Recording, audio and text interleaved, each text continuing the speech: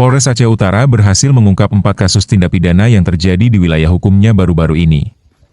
Dari pengungkapan tersebut, 8 orang tersangka berhasil diamankan bersama sejumlah barang bukti. Kasus-kasus yang berhasil diungkap meliputi pencurian 32 unit sepeda motor, pencurian kabel milik PT Gelombang Seismik Indonesia, tindak pidana penipuan, serta kepemilikan senjata api ilegal.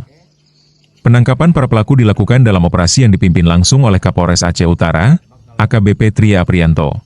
Dari hasil penelusuran, polisi menyita berbagai barang bukti, termasuk 22 kg kabel hasil curian, 3 pucuk senjata api, borgol, dan sejumlah barang lainnya yang berkaitan dengan kasus-kasus tersebut. Para pelaku kini tengah menjalani proses hukum dan dijerat dengan pasal-pasal yang mengancam hukuman penjara di atas 5 tahun, sesuai dengan jenis kejahatan yang dilakukan.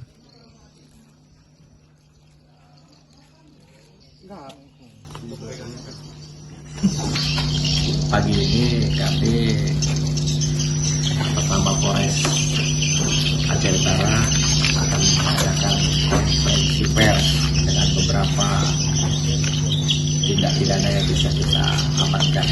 Ada 4 tindak pidana yang hari ini kita akan rilis. Yang pertama masalah kepemilikan senjata api, yang kedua tindak pidana pencurian sepeda motor, dan yang ketiga penggelapan penipuan, keempat pencurian kabel di PT GSI. Ya. Kita berbicara masalah kepemilikan senjata. Satreskrim Polres Aceh Utara berhasil mengamankan TSK, ya, TSK pemilikan senjata api, ya, atas nama S, inisial S, ya. Barang bukti yang bisa kita amankan: 1 pucuk senjata api rakitan laras pendek warna hitam, ini 1 buah magazin warna silver, warna silver, 5 buah amunisi, 1 buah potongan kain handuk warna putih, ada. 1 buah kantong plastik bening, ada. 1 buah kantong kresek warna hitam, 1 pucuk senjata api rakitan laras pendek warna hitam coklat, ini ya,